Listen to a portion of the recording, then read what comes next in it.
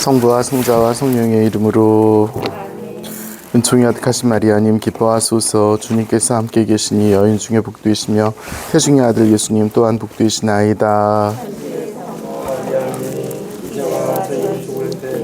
저희 죄인을 위하여 기도하소서. 아멘. 성부와 성자와 성령의 이름으로. 오늘은 691항부터 하겠습니다. 691항 300쪽에 있어요. 성령의 고유한 그 칭호와 상징들에 대한 이야기입니다.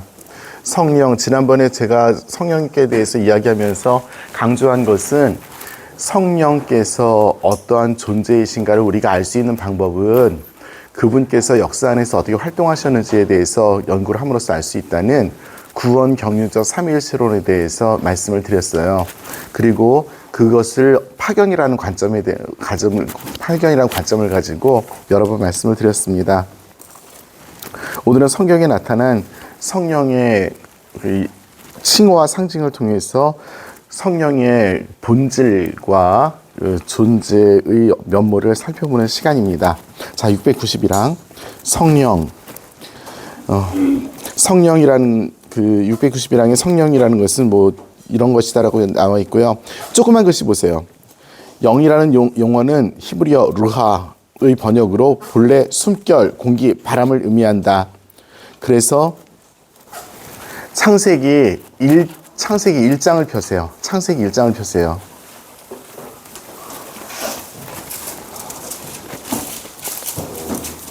창세기 1장을 펴면 한 처음에 하느님께서 계셨고, 그렇죠? 그 다음에 어떤 부분이냐면 세상이 아직까지 땅을 갖추지 못하고 있었는데 비어 있는데 어둠이 심연을 덮고 있었고 2절에 하나님의 영이, 그렇죠?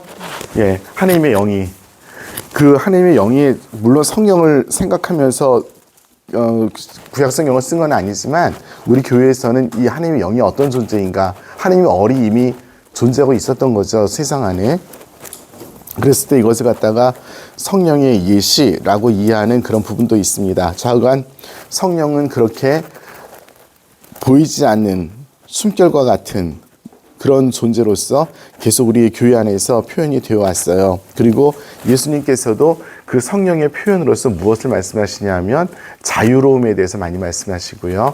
바람과 같다라고 말씀하시고 또 하고 성령을 불어넣으시면서 성령을 받아라 라고 요한복음에서 떠나시기 전에 말씀하시고, 이렇게 해서 여러 가지 어떤 표상들을 우리가 미리 이야기할 수 있습니다. 그래서 그것에 대한 이야기가 691항에 있어요. 자, 692항 파라클리토라는 그 말입니다. 파라클리토는 그리스 말이에요. 그 파라클레토스라고 301쪽 맨 위에 써 있죠. 그게 원래 그 그리스 말을 갖다가 우리가 알고 있는 알파벳으로 옮겨놓은 것 뿐이에요. 파라클레토스, 무슨 뜻이냐면 그 밑에 보면 곁으로 불려온 분, 아보카토스. 이탈리아 말로 변호사가 아보가토예요. 똑같은 스페인 말로 아보가도가 있죠. 우리 열심히 드시는. 네, 같은 단어인데 왜 그렇게 쓰는지 몰라. 그 야채에다가 왜 아보가토를 쓰는지 모르는데 같은 단어예요. 그래서 곁들여 먹는 건가? 하여튼 뭐 그렇습니다. 그래서 성령은 파라클리토스, 즉 우리 곁으로 불려온 우리를 대변하시는 분입니다. 가장 대표적인 그 대변이 무엇일까? 성령께서 우리를 가장 대변하시는 것은 어디에서 발견할 수 있을까? 당연히 로마서 8장 26절에 나오는 부분이죠. 로마서 8장 26절, 우리 누가 찾기 전에 제가 빨리 얘기할게요. 성령께서도 연약한 우리를 도와주십니다. 어떻게 기도해야 될지도 모르는 저희를 위해서 말로 닿을 수 없이 탄식하시며 우리를 위하여 기도하시고 계십니다. 성령의 이러한 것을 하느님께서 아시고 우리들 기도가 입에 오르기 전에 그것을 인정하시고 간합하십니다라는 것이 로마서 8장 26절부터의 이야기입니다.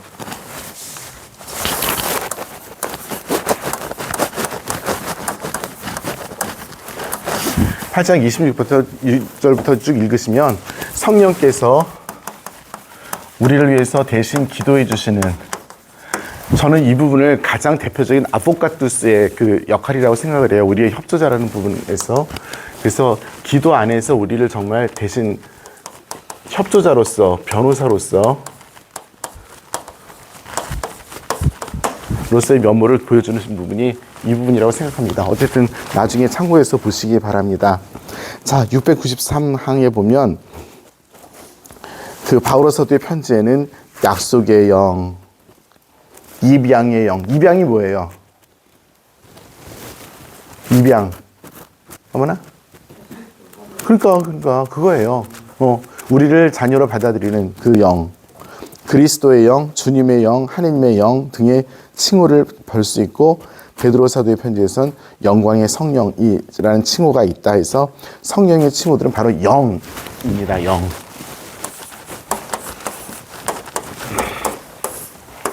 이 영은 당연히 영혼이 아니에요.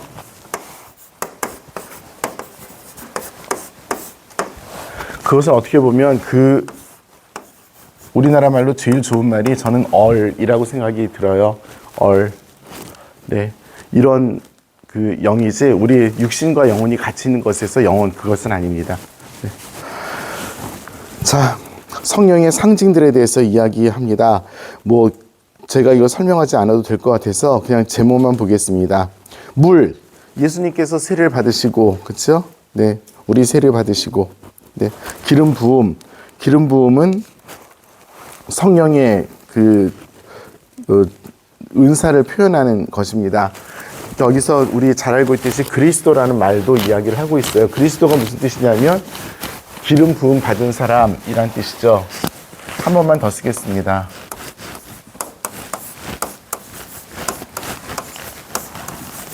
자, 이게 그리스도예요. 그리스도인데 이 말 뜻이 바로 기름 부음 받은. 그래서 크리스마 성유가 그리스도의 이름에서 나온 성유. 그래서 우리가 쓰는 축성 성유가 바로 그리스도의 영이 주어지는, 우리를 그래서 거룩하게 만드는 성유죠.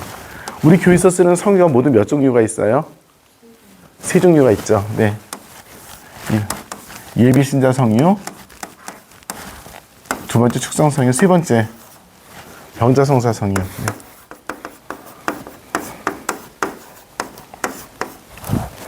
이 세 가지가 있습니다. 그 중에서 특별히 이 축성 성유가 그리스도 이름에서, 요거를 합치면 어떤 일이 벌어져요?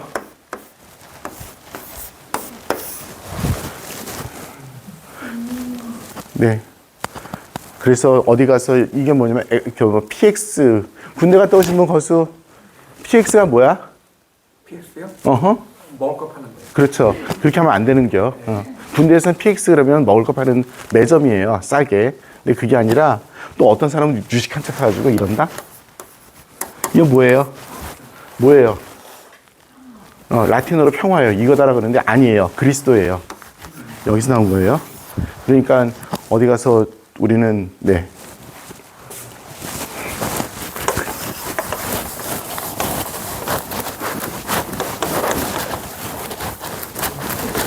그치?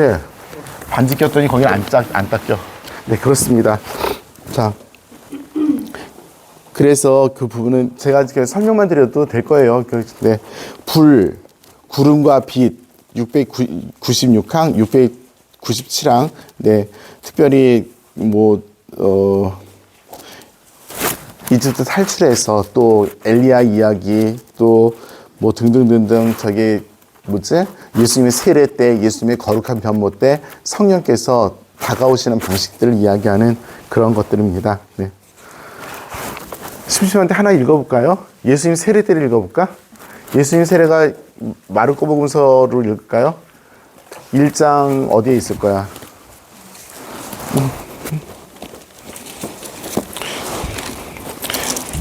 펴진 게 루카 복음인데 그래도 마르코 복음에서 하는 거로. 네. 1장 몇 절이야? 9절에서 네. 10절 보세요. 10절. 그리고 물에서 올라오신 예수님에게는 곧 하늘이 갈라지며 성령께서 비둘기처럼 내려오셨다는. 네.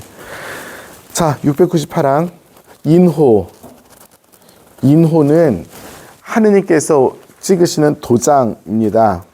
그래서 인호는 세례 성사를 받은 사람, 견진 성사를 받은 사람, 그리고 성품 성사를 받은 사람에게 지워지지 않는 하나님의 도장이 찍혀요. 그래서 어떤 사람도 세례를 받았으면 한 번 그리스도교 신자이면 끝까지 죽을 때까지 하나님의 자녀입니다. 그것은 뭐 두말할 나위 없이 그 사람이 신앙생활 안 한다 하더라도 마찬가지예요. 안수, 네, 그쵸? 그 다음에 손가락, 하느님의 오른손가락, 몇 번을 말씀드렸어요. 우리 성령송가에 나오는 이야기입니다. 비둘기, 이런 표현들이 있습니다. 자, 이런 상징들로 성경에 성령이 표현되어 있습니다. 라고 이야기를 하고 있습니다. 오케이. 여기까지, 오케이? 네, 그냥 쉽게 읽어요. 제가 여태까지 그리스도에 대한 교리가 너무 어렵기 때문에 조금 신앙을 가미해가면서 얘기했는데 쉽게 갑시다. 자, 약속의 시대에서 하느님의 영과 말씀. 네, 이제 9세 여태까지는 어떻게 보면 그 성령의 본성과 그 내적인 본질에 대한 그 존재에 대한 이야기를 했다면, 지난번에 말씀드렸듯이 구원 경륜적인 관점에서 본 성령의 활동을 우리가 이야기할 수 있어요. 그래서 성령께서 우리와 어떤 접점을 가지시고 활동하신가에 대해서 하는 이야기입니다.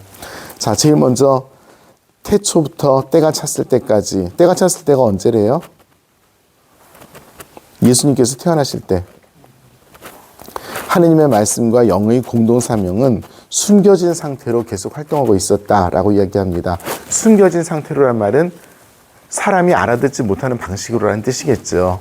사실 구약의 모든 활동들, 성부와 성자와 성령께서 하신 활동이지만 거기에서 성령께서 전면에 드러나신 것처럼 역사에 드러나지는 않아요. 하지만 우리 교회는 그것을 알고 있고 믿고 있습니다. 그래서 예수님께서 태어나실 때까지 성령이 구체적으로 우리 성경에 기록되어서 표현된 것은 굉장히 극소수입니다. 아까 말씀드렸던 그런 몇몇 구절들 외에는 없어요. 하지만 이제 때가 찾아 갈라디아서 4장 4절이라고 각주 50항 참고하라고 305쪽에 밑에 써 있지요. 네, 그래서 오승현 여사가 열심히 찾고 있으니까 갈라디아서 4장 4절을 찾아봐. 때가 찾아 하느님께서는 당신의 아들을 보내셔서 동정녀의 몸에서 태어나게 하셨습니다. 그랬을 때, 때. 이 때를 제가 그리스 말로 설명을 드렸던 기억이 있습니다. 기억하시는 분 혹시 계십니까? 때. 시간과 때에 대해서 이야기한 적이 있었죠. 네, 네, 그렇죠. 네, 네. 그거야.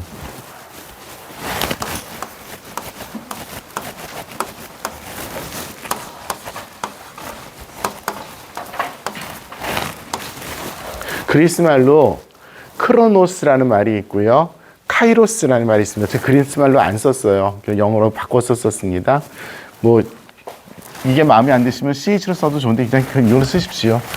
영어로 쓰는 사람들은 이걸 이렇게 CH로 바꿔 썼습니다. 크로노스는 뭐냐면 시간이에요. 물리적인 시간. 초, 분, 그래서 1초, 2초, 3초, 4초 하는 그런 흘러가는 시간을 크로노스라고 그랬어요. 그렇게 얘기합니다. 그리고 카이로스는 뭐냐면 어떤 시간인데 그 시간은 충만한 시간. 그래서 그 시간 때문에 그 시간에 가진 의미가 굉장히 큰 임팩트를 가지고 다른 시간들에게 영향을 주는 아주 중요한 시간. 그래서 때가 찾아 인간의 시간들 중에서 가장 충만한 시간이 되자, 인간의 구원의 역사에서 가장 정점이 되는 시간이 되자 예수님이 태어나셨습니다 해서 때가 찾아 할 때 이 카이로스라는 단어를 써요. 갈라디아서 4장 4절의 이야기입니다. 그래서 성령께서는 이 카이로스의 시간에, 이 카이로스라는 단어는 그 성경에서 꽤 여러 군데 써요. 예수님께서 태어나신 것뿐만이 아니라 종말의 시간을 표현하는 것도 카이로스라고 쓰는 데가 있어요. 그래서 충만의 시간입니다. 하느님의 뜻이 완전하게 드러나는 시간. 이렇게 이야기하면 좋을 것 같아요. 하느님의 뜻이 완전히 드러나고 그것이 인간 역사 안에 분명하게 표현되는 그런 시간이 카이로스라고 생각하면 될 것 같아요.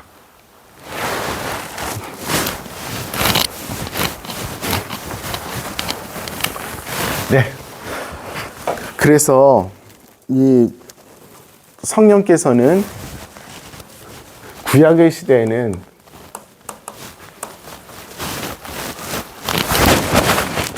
구약에는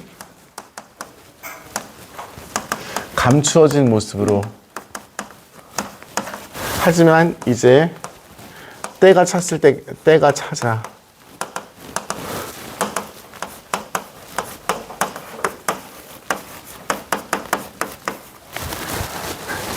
드러나십니다. 자, 이걸 전제로 해서 그러면 구약에서 어떻게 감춰져 있는가를 몇 가지를 표현을 해요.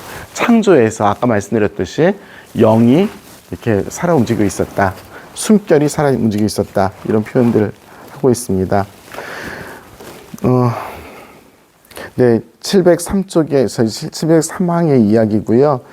네, 그 704항, 704항을 읽어보시면 될 것 같고, 705항과 706항은 그 굉장히 중요한 게 약속이라는 것입니다.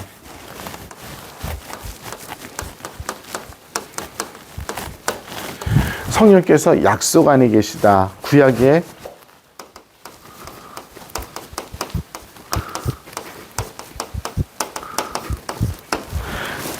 약속 안에 계시다. 무슨 뜻이냐면 성령께서는 구약 성경 안에서 성도들을 통해서 메시아에 대한 약속을 우리들이 이해하게 하시고 우리들이 살게 하시는 그런 역할을 하시는 분이 성령이십니다. 그래서 성자 예수 그리스도께서 오실 것을 이미 우리들에게 하나님께서 약속하셨는데 그 약속을 설명하시고 예형으로 실현하신 분입니다. 예를 들어서 아브라함이 이삭을 얻게 되는 과정들, 예언자들이 어떻게 하면 구원을 얻을 수 있을지에 대해서 이야기하는 그런 것들에 대해서 바로 구원이 어떻게 이루어지는지를 설명하시는 그 설명을 이끄시는 분이 바로 성령이십니다. 라고 이야기를 하고 있습니다. 빠른가요, 진도? 말이 빠른가요? 제가 지금 본문을 읽어가지 않으면서 이야기를 하고 있어요. 그러니까 공부하는 방식이 어떤지는 모르겠으나 눈으로 보면서 제 이야기를 들으시면 두 개를 한꺼번에 스테레오로 듣는 건데 그게 공부를 빨리 하는 방법이기는 해요. 그런데 멀티가 안 되는 저 같은 사람은 이제 이렇게 하면 이제 신경질이 아직 둘 다 못 듣고 막 이렇게 되는 거 있는데 그럴 땐 한 가지를 포기하고 제 이야기를 들으세요. 왜냐하면 말이 어렵기 때문에 그냥 제 이야기만 들으셔도 그냥 그러려니 하고 나중에 읽어보시면 네.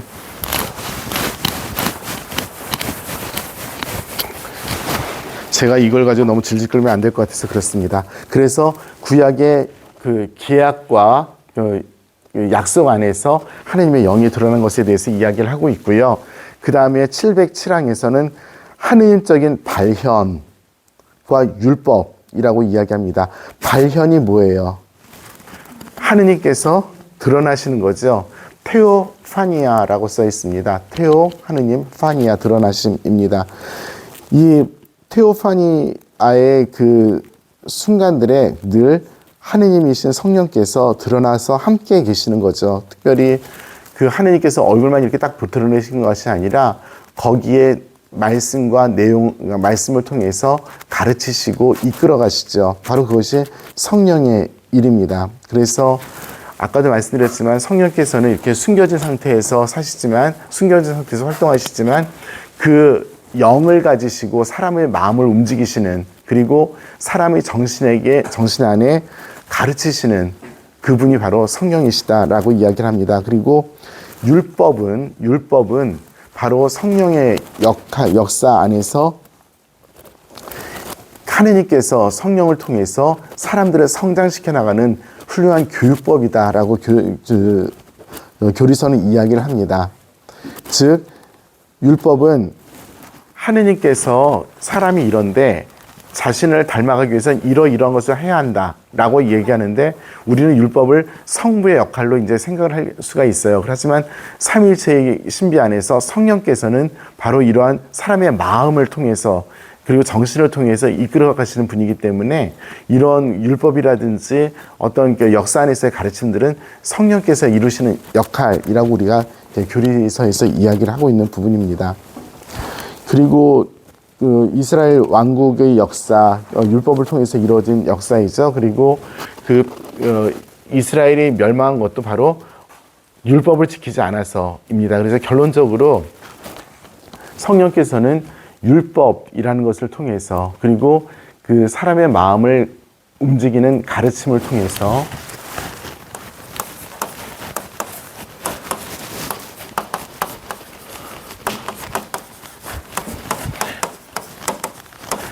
교리서에서 예언자의 가르침이 조금 강하게 표현되진 않았어요. 이 성령께서 이렇게 사람들을 성장시키는 교육을 하시는 분이 바로 성령이시다라고 이야기하는 것이 구약에서입니다. 맨 마지막으로 성령께서 그 역사 안에서 하시는 것이 무엇이냐면 구약에서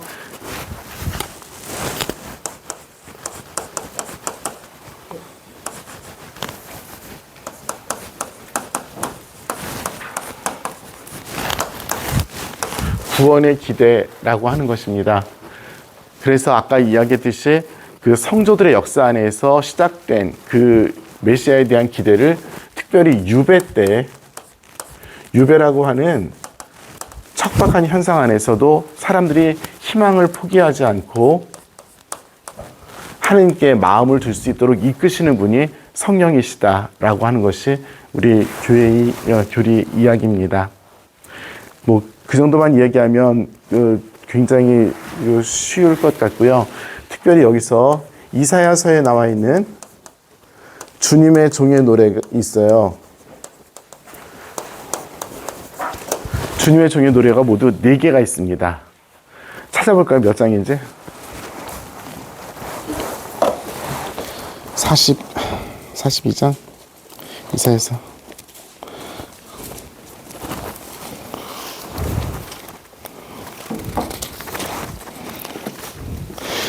42장의 첫 번째 노래가 있어요.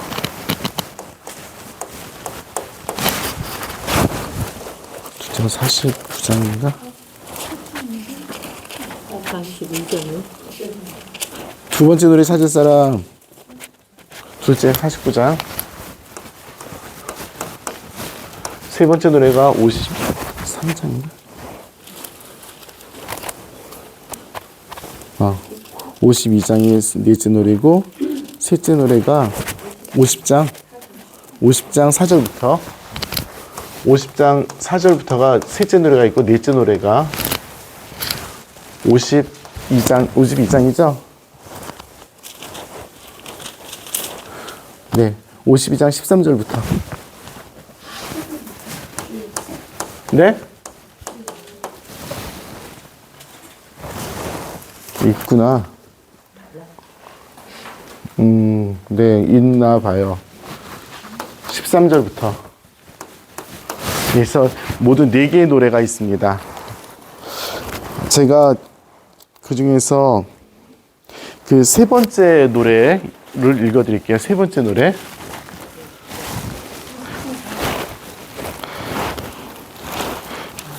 주 하나님께서 나에게 제자의 혀를 주시어 지친 말로 나를 격려할 줄 알게 하신다. 그분께서는 아침마다 일깨워 주신다. 내 귀를 일깨워 주시어 내가 제자들처럼 듣게 하신다. 주 하나님께서 내 귀를 열어주시니 나는 거역하지도 않고 뒤로 물러서지도 않았다. 그 다음부터 예수님의 순환 장면을 생각하시면 되겠죠.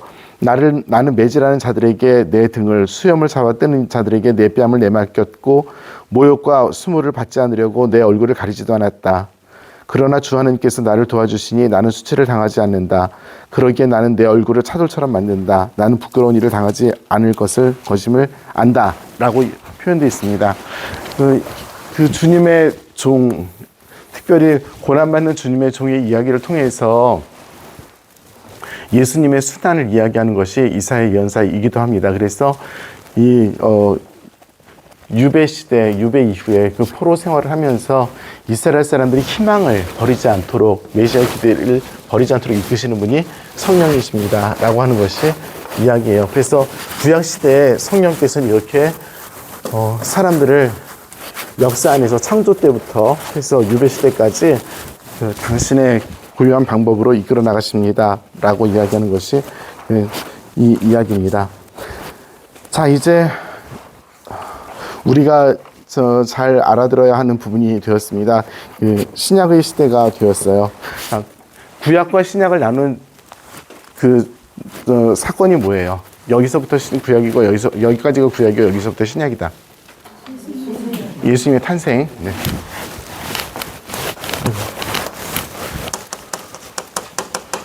그래서 성령께서 창조에서부터 때가 차는 시점까지 보이지 않는 방식으로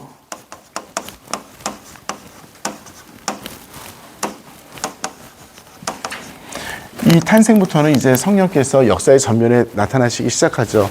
자, 우리 기억해 볼까요? 예수님께서 태어나실 때 성령께서 어떤 역할을 하셨냐면, 어떤 것을 하셨냐면 가브리엘 천사를 보내셨죠. 네.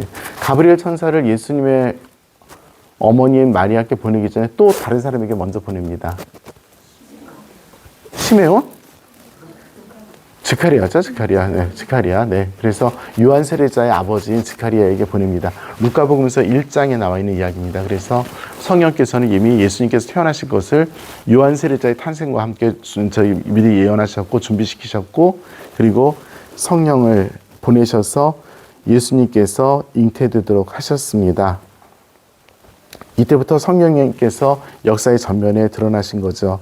자, 717항 하느님께서 보내신 사람이 있었는데 그 이름은 요한이었다. 요한은 어머니 태중에서부터 성령을 가득히 받는데 이는 동정 마리아께서 성령으로 잉태한 그리스도에 의한 것이다 라고 말씀하십니다. 이렇게 성모님과 엘리사벳을 방문하심으로써, 성모님께서 엘리사벳을 방문하심으로써 구약과 신약이 서로 만나는, 그리고 만나서 이별하는 아름다운 일을 하게 됩니다. 요한 세례자는 성령에 의해서 태어났습니다. 그분은 예수님을 예언합니다.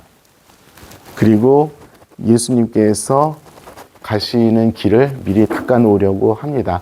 예수님의 길을 닦아놓는다. 도대체 무슨 뜻일까? 요한은 끊임없이 예수님에 대해서 이야기했고요. 예수님에 대해서 사람들에게 소개를 하였습니다. 그리고 예수님께서 가실 그 길을 먼저 갔어요. 특별히 순교로서 목숨을 바침으로써 예수님께서 순교하실 것을 미리 알려주는 마지막 행동까지도 하였습니다. 자, 요한 세례자에 대한 이야기가 쭉 나오고 있는데요. 요한 세례자에 대한 이야기는 우리가 한번 여기 짚고 나갈 그런 시간이 없어요. 그래서 조금 사족 같지만 요한 세례자에 대한 이야기를 우리 좀 하고 지나가겠습니다.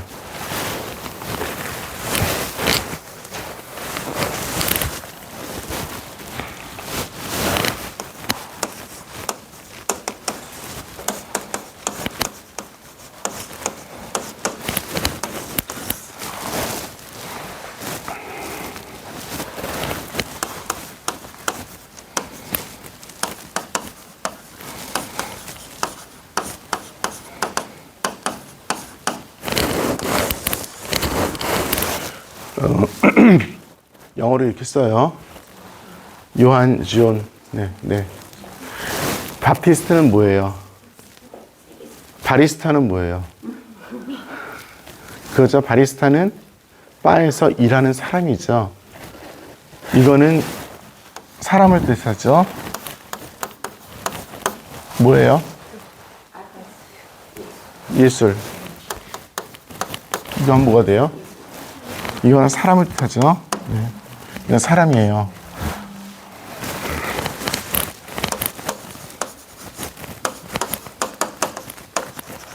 이건 뭐예요? 세례성사예요. 그러면 영어로 이렇게 쓰면 요한 세례자가 맞아요?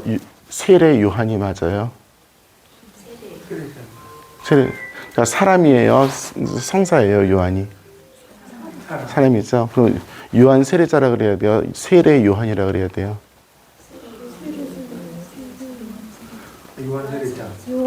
아니, 세례 요한이라 그래야 되냐고, 아니면 세례자 요한 혹은 요한 세례자라고 해야 되냐고. 자가 들어가야죠. 개신교에서 뭐라고 불러요?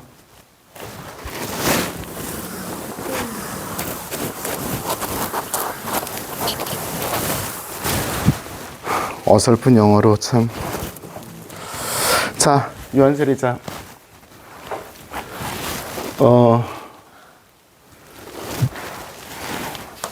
집안이 어떤 집안이래요?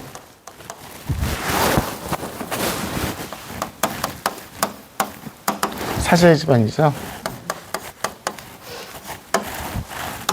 동네가 유다 남쪽 산골이랍니다.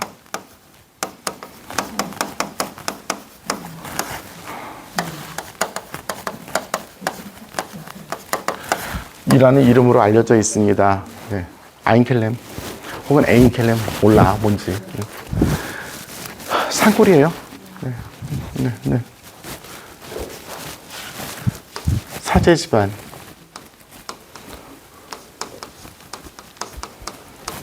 뭘 배웠을까요? 뭐 하느님을 믿으면서 착하게 살자를 배웠겠지. 뭐 딴 거 못 배웠겠어. 사제라고 하면 글씨를 읽을 줄 아는 사람이에요. 그 당시 읽을 줄 아는 사람이 몇 명이나 됐을까? 없거든요. 글씨를 배웠을 거고 책을 대할 수 있었을 거고 그렇다면 다른 사람과는 달리 생각도 하고 살았겠죠. 네. 전설에 의하면 이분이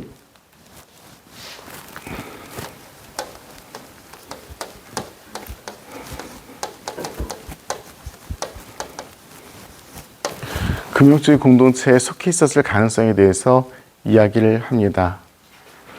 왜냐하면 요한 세례자가 역사에 나타났을 때 낙타옷을 입고 벌꿀을 먹고 신경질적인, 그런 완전히 야생적인 삶을 살고 있었던 거거든요. 네, 그 사회 주변에는 이러한 공동체들이 있었고요. 거기에 속해 있지 않았을까. 그래서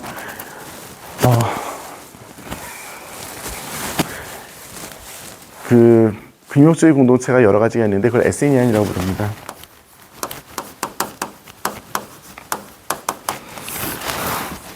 네. 이 사람들이 모여 살았던 대표적인 공동체가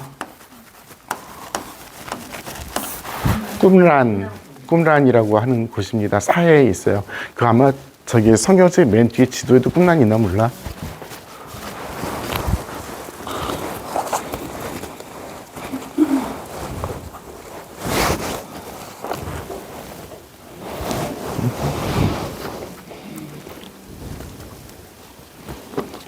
아이고, 안 보인다.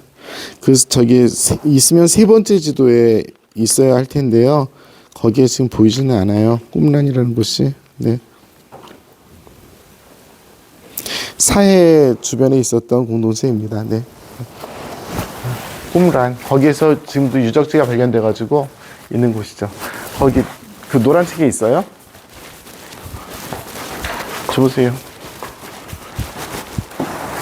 있으면 안 나오고.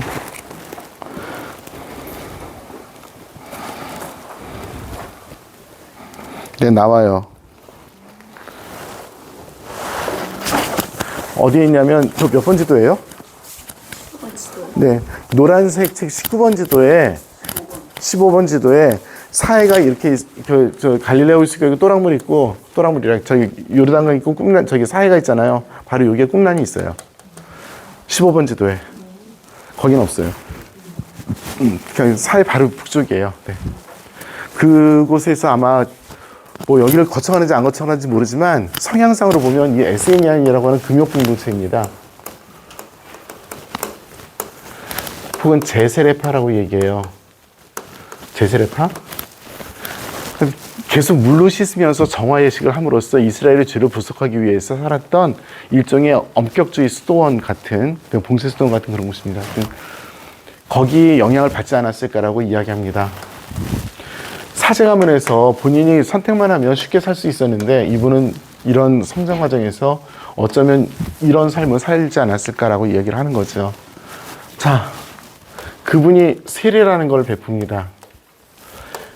이 세례라는 양식은 이 에세냐, 이 꿈란에서 했었던 양식이에요. 하루에 제가 몇 번인지 정확히 기억을 못 하겠는데, 들어가는 욕조 비슷한 그 큰, 장소가 있어요. 거기를 신발을 벗고 들어가서 물로 씻고 나오는 그런 예식이 있는데, 이걸 하루에 3번 했나 뭐 그랬어요. 제가 기억하기로. 그래서 항상 몸을 씻는 예식을 통해서 정화 예식을 함으로써 본인과 이스라엘의 죄를 보속해서 하느님의 자비를 청하는, 그래서 하느님께서 빨리 메시아를 보내주시기를 청하는 그러한 곳이었습니다. 이게. 그러니까 세례라는 것이 어떻게 보면 물로 씻는 예식을 하는 것인데 이것이 여기 꿈란에서 행했던 예식과 너무나 비슷한 거예요. 그러니까 사람들이 이런 얘기에 대해서 더욱더 요한에게 신빙성을 두는 그런 얘기죠. 실제로 꿈란에 가서 이렇게 동영상 같은 걸 보여주면 요한 혹은 예수님 뭐 이런 표현들을 아마도 어쩌면 하는 그런 어떤 가설들을 갖다가 서슴지 않고 이야기하는 그런 동영상들을 이렇게 볼 수가 있어요. 자, 세례를 선포합니다. 물로 씻습니다. 하느님께 죄를 용서받기 위해서는 물로 씻는다는 예식은 없었죠. 어떻게 하면 동물을 잡아서 바치는 거였지. 요한 세례자가 가져온 새로운 전례 양식입니다. 이것은 그 당시에 그 누구에게도 없었던, 이스라엘에서는 없었던 양식인 거예요. 이분이 요구한 것은 뭐냐면 회개입니다. 회개, 마음으로부터 하나님께 돌아가는 것. 그리고 마음만이 아니라 실제로 자기의 삶을 하나님께로 돌아가도록 노력하는 것. 그래서 회개의 생활은 구체적인 실천으로 표현된다고 이야기를 하죠. 그 회개의 생활을 구체적으로 실천하는 것이 무엇이냐? 자기 것을 갖고 뺏지 말고 사람들에게 공평하게 대하고 이런 어떤 생활들인 거죠.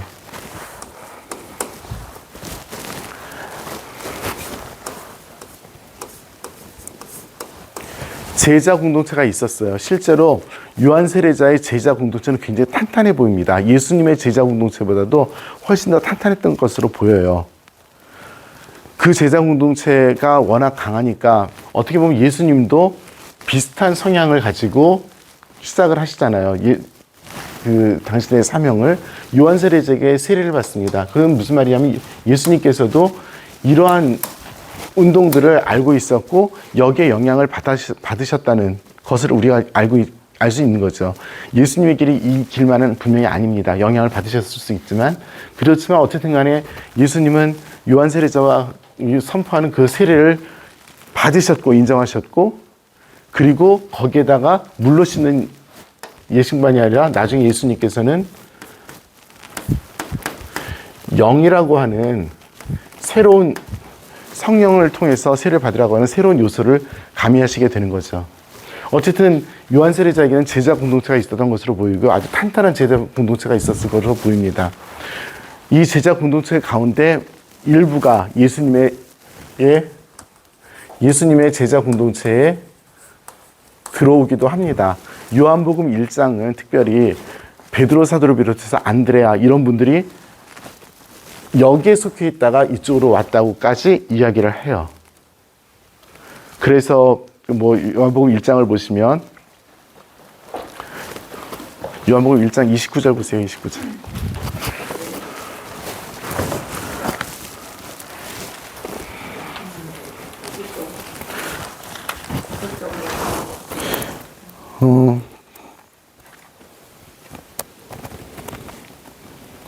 어디 갔냐? 저기 35절 보세요. 35절.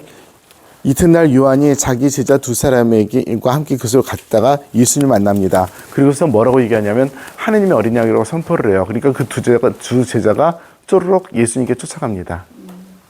35절이에요. 1장 35절. 거기는 안 나와?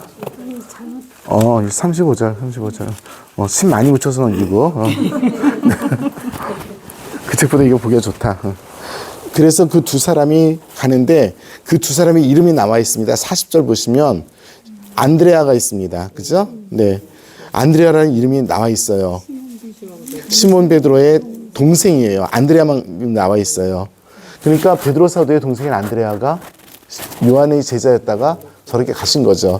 그리고 나서 43절을 보시면 43절이 아니라 넘기세요. 또 빨리 넘겨. 침 많이 묻히라니까. 에이. 죄송. 43절 보세요. 예수님께서 갈릴리로 가기로 하셨는데 거기서 필리포를 만나서 나를 따라라 했습니다. 필리포는 안드레아와 베드로의 고향인 베사이다 출신이래요. 이 필리포가 나타나엘을 만나서 이야기합니다. 우리가 어쩌고저쩌고 했습니다. 나타나엘이 필리포에게 나자렛에서 무슨 좋은 일이 있을 수 있어 하면서 등등해서 예수님을 쫓아가게 됩니다. 네. 자, 안드레아가 40절에 안드레아가 베드로 사도를 데리고 42절에 예수님께 데리고 와요. 네.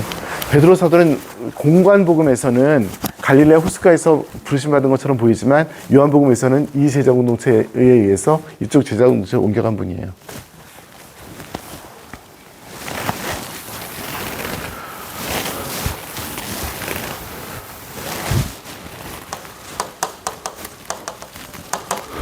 무엇을 선포하였는가? 이분의 목적은 구약에 약속된 메시아가 오도록 준비하는 분이었어요. 그렇기 때문에 이 준비를 위해서 무엇을 필요로 했었냐면 아까도 말씀드렸던 회개입니다. 개인의 회개가 있고요. 공동체적인 회개가 있어요. 한 개인이 하느님께로 돌아가는 그러한 회개가 있습니다. 마음을 새롭게 하고 죄를 씻고 행실을 고치고. 하지만 또 한 가지는 뭐냐면 이스라엘 공동체가 해야 되는 회개가 있습니다. 전 국민들이, 전 이스라엘 백성들이 마음을 다해서 똑같은 삶을 살도록 결심을 하고 실천하는 것이 공동체적인 회개인 거죠. 서로서로 물어뜯지 말고 힘을 합쳐서 이렇게 살아가는 겁니다. 요한 세례자가 궁극적으로 원했던 것은 어쩌면 이런 구약에 예언된 메시아를 기다리는 그런 선두자적인 역할을 하는 것으로서 만족했을지 몰라요. 예수님은 요한 세례자가 기대했던 그 메시아하고는 좀 다른 메시아일 수 있어요. 예수님은 완전히 다른 차원에서 우리를 구원하셨으니까. 결정적으로 이 세례라는 접점은 같지만 물론 영으로 하지만 결정적으로 달라지는 것은 무엇이냐면 요한 세례자는 구약의 메시아를 기다렸고요. 예수님은 새로운 시대를 알려주시는 거죠.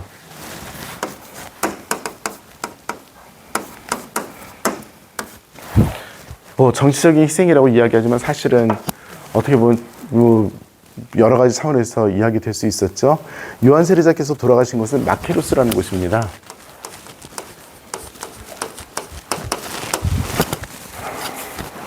지도에 있을 거예요.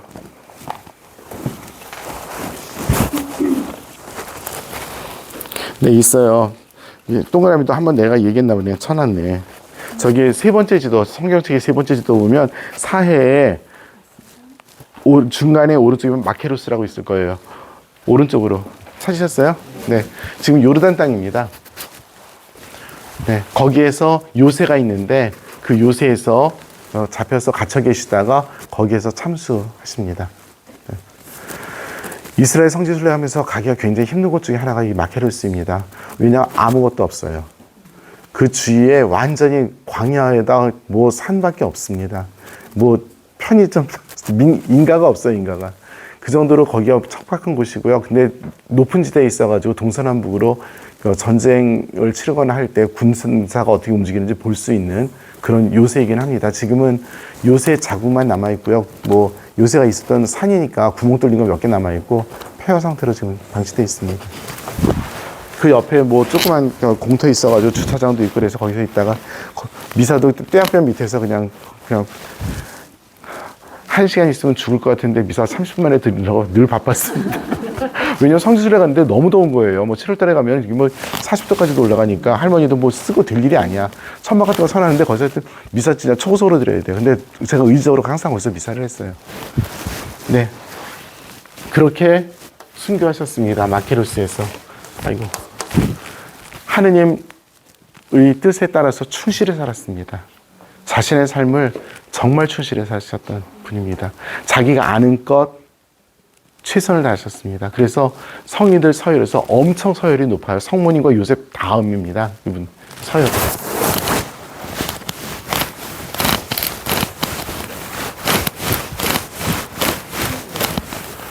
성지?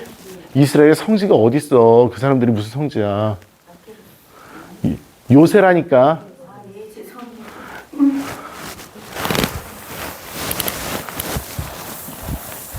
그 옆에 마사다 있죠? 제 지도에. 지도 보면 거기 그 사해 근처에 또 마사다라고 또 하나 있을 거야. 있죠? 네, 그것도 요새예요. 네. 헤로데가 여차하면 도망가려고 몰래 만들어 온 요새 중에 하나입니다. 마사다. 네. 이스라엘 사람들이 마지막으로 한 거였다고 알려진 그런 곳입니다. 네. 자, 요한 세례자에 대한 이야기는 이것으로 대신하겠습니다. 네. 720이랑 보겠습니다.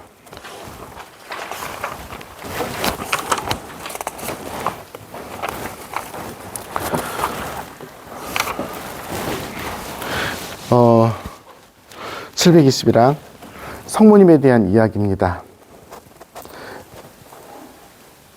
예수님께서 태어나신 가장 중요한 그 과정에서 가장 중요한 부분이 바로 이 성모님의 응답인 것이죠.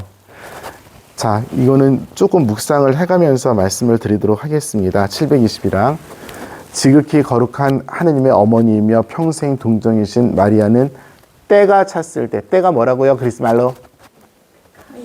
감사합니다. 우리 성도는 웬일이야? 이런 날도 있네. 아유. 카이로스, 네. 이따 또 물어봐야지. 성자와 성령의 파견으로 이루어진 최고의 걸작이다. 성령께서는 그분을 준비시키셨기에 왜 그녀라고 했는지 나 참 진짜 싸가지 없이. 갑자기 우리 있잖아. 좀 인간적으로 좀 잘 살자. 준비시키셨기에 성부께서는 구원 계획에 따라 성자와 성령이 처음으로 인간들 가운데 머무르실 거처를 찾아내셨다. 이러한 의미에서 교회의 전승은 자주 지혜에 관한 가장 아름다운 대목들을 마리아와 연관시켜 읽어왔다. 전례에서 마리아는 상지의 옥자. 우리 상지의 옥자 누가 발표 안 했어요? 뭐라고 했대? 나 들으면서 많이 웃었는데 지금 이 내용은 하나도 없는 거야. 그죠? 성모님께서 성령에 의해서 지혜를 가지고 당신의 때를 아셨고 그리고 그것을 통해서 대답을 하셨기 때문에 가장 지혜로운 것에 최상위를 이렇게 해서 했는데 우리는 뭐라고 발표했는지 정말 궁금하네 지금. 상지옥자 식구 거수 없어요? 네, 그렇구나. 네, 그렇습니다. 상지옥자.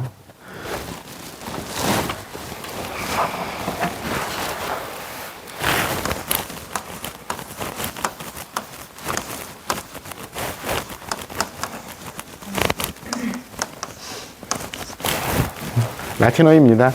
상지옥자. 근데 사실 여기는 이게 그냥 지혜예요. 지혜의 옥자인데 가장 높은 지혜라고 해서 상지라고 좀 번역을 했어요.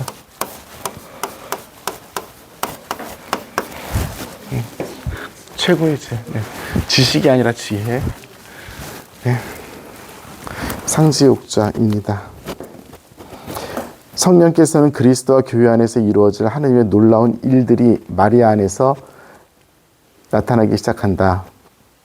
그래서 성령께서 마리아를 통해서 당신의 일을 하시는데 성모님은 그 구체적인 역사 안에서 성령에 의해서 활동하시는 첫 번째 사람입니다.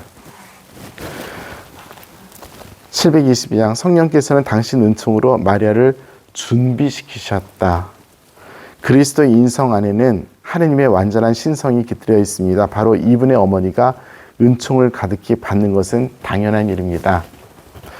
마리아는 비천한 피조물이지만 순수한 은총으로 죄 없이 잉태되었기 때문에 순수한 은총 밑줄 쳐놓으세요. 순수한 은총. 성모님께서 대답하고 받아들일 수 있는 것은 은총의 힘에 의지하지 않고는 절대 사람의 힘으로서는 할 수 없는 대답을 하셨어요. 단순하게 그냥 뭐 한번 해볼까가 아니잖아요, 이게. 그리고 그것이 인류 역사에 가져올 임팩트에 대해서도 당신이 어렴풋이나마 알고 계셨을 건 분명합니다. 가브리엘 천사가 마치 시온의 딸에게 하듯이 기뻐하여라 하고 마리아에게 인사한 것은 옳은 일이었다. 왜냐하면 선택이 위대했기 때문에. 그리고 그 선택 때문에 많은 사람이 기뻐할 것이기 때문에. 마리아가 영원하신 성자를 잉태하고 있을 때 성령 안에서 성부께 드린 찬미가 루카복음 1장 46절부터 55절까지 뭐예요 이게? magnificat이죠. 우리 레저다는 여러분들 내 영혼이 주님을 찬송하며 나를 보시 하나님께 내 마음 기뻐 뛰어노느니 하시는 그 magnificat입니다. 네, 우리 지난번에 열심히 화답송으로 불렀습니다. 아주 아름답게 불렀습니다. 네, 아름다웠습니다. 수금 드라마로, 네, 수토 드라마였나? 네, 수토 드라마로 읽었습니다. 사실상 읽었습니다. 네. 아무튼 그렇게 못 불러. 아유 씨. 그래서 찬미가는 모두 하느님의 백성 교회가 드리는 감사입니다. 자, 성모님께서는 한 사람으로서 이 찬미가를 드렸어요. 그런데 성모님의 이 노래는 성모님께서 체험한 구원의 체험을 이야기한 것이고요. 똑같은 구원을 체험한 교회의 노래이기도 합니다. 조금 더 이야기를 하면, 자, 루카복음서 1장을 펴보세요. 거기에 노래 3개가 나와요.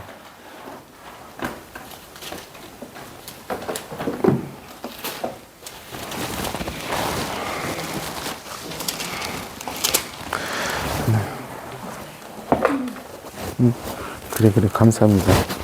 루카복음서 1장을 보시면 노래가 3개가 나와요. 자, 1장 46절에 성모님의 노래가 있습니다. 그죠? 네. 내 영혼이 주를 찬송하며 나를 구하신 하나님께 내 마음 기뻐 뛰어나니로 시작되는 성모님께서 사람을 구원하신 놀라운 역사를 찬양하는 노래입니다. 두 번째가 스가랴의 노래가 나와요. 1장 67절에 나옵니다. 요한 세례자의 아버지가 아들의 탄생을 두고 기뻐하면서 이스라엘의 구원이 시작된 것을 축하하면서 하느님께서 이루신 놀라운 일, 어떤 일이냐면 구약에 예언된 구원을 이루시는, 그래서 메시아를 보내시는 그것에 대한 찬미가 있습니다. 세 번째 노래는 무엇이냐면 예수님께서 성전에서 봉헌되었을 때 시meon이 했던 노래입니다. 네, 2장 29절에 있습니다. 주님 말씀하신 대로 이제는 저희 주님의 종을 편안히 떠나가게 해주십시오. 제 눈으로 이스라엘의 구원을 보았습니다. 이스라엘 사람들과 모든 백성 앞에 마련하신 당신의 구원을 보았습니다 하는 시메온의 이 노래는 구원을 체험한, 그래서 더 이상 이 세상에서 바랄 것이 없는 완성의 단계에 이른 위대한 예언자 시메온의 노래입니다. 이 세 개의 노래는 성모님과 스가랴와 시메온의 이름에 돌려졌지만 초대 교회의 체험이기도 합니다. 초대 교회는 이런 놀라운 체험을 한 사람들의 이름을 통해서 자신들이 경험한 하느님의 놀라운 사건, 즉 요한 세례자를 통해서 예고하신 메시아가 성모님께서 노래하신 예수 그리스도에 의해서 실현되었고 그것을 체험한 우리 모두는 죽을 수 있습니다 라고 하는 스가랴의 노래, 시메온의 노래를 끝맺는 그런 놀라운 연결선상에서 이 세 개의 노래를 집어넣습니다.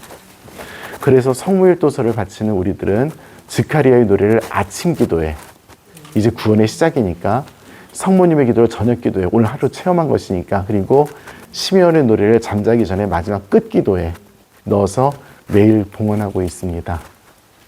그래서 제가 가끔 그런 얘기해요. 아침 저녁 기도 바치기 귀찮으면 이 노래들을 부르라고. 이 노래들을 의미 있게 부르시는 것도 굉장히 의미가 있을 겁니다. 그래서 아침에 스가랴의 노래, 저녁에 성모님의 노래와 시메온의 노래를 부를 수 있다면 굉장히 잘 묵상하면서 하루를 마감할 수 있으리라고 생각합니다. 좌우간 이 세 개의 노래, 조금 전에 그 성모님께서 영원하신 성자를 잉태하고 있을 때 성령 안에서 성부께 드린 찬미가가 모든 하느님의 백성 곧 교회가 드리는 기도이다라고 하는 부분을 부언하기 위해서 드린 설명입니다. 오케이? 네. 723항. 성령께서는 마리아 안에서 성부의 자비로운 계획을 실현하셨습니다. 아까는 준비시키셨고 이제는 실현하셨대요. 무슨 실현하셨어요? 예수님 나으신 거지 뭐. 네, 가장 큰 게 그거죠. 가장 큰 것이 바로 예수님 낳으신 것입니다. 동정의 품위를 잃지 않으시고 그대로 출산하셨습니다. 724항 성령께서는 마리아에게서 동정녀의 아들로 태어나신 분이 성부의 아들이심을 나타내 보이십니다. 성령께서 하시는 일이에요.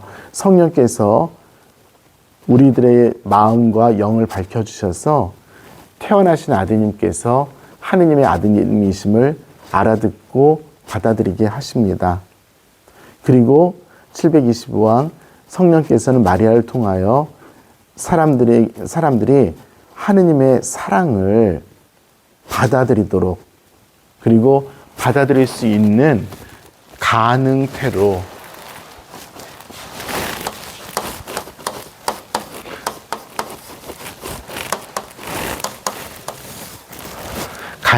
늘 만들어 주십니다. 제가 이 표현을 가끔 쓰는데요. 가능태는 뭐냐면 현재 내가 가능한 상태로 있는 게 가능태겠죠. 우리는 우리의 힘으로 하느님을 받아들이기는 굉장히 힘들어요. 하느님의 은총을 받아서 성령의 이끄심을 통해서 우리가 그런 가능태가 계속되는 거죠. 순간순간 그리고 인생을 통해서. 그래서 정말 기도라는 것이 무엇인가? 기도라는 것은 하느님께 마음을 여는 거잖아요. 그분의 말씀을 듣기 위해서. 내가 이야기하는 것이 아니라. 그랬을 때 정말 진심으로 바치는 깊은 기도는 우리를 늘 하느님을 받아들일 수 있는 가능태로 만듭니다.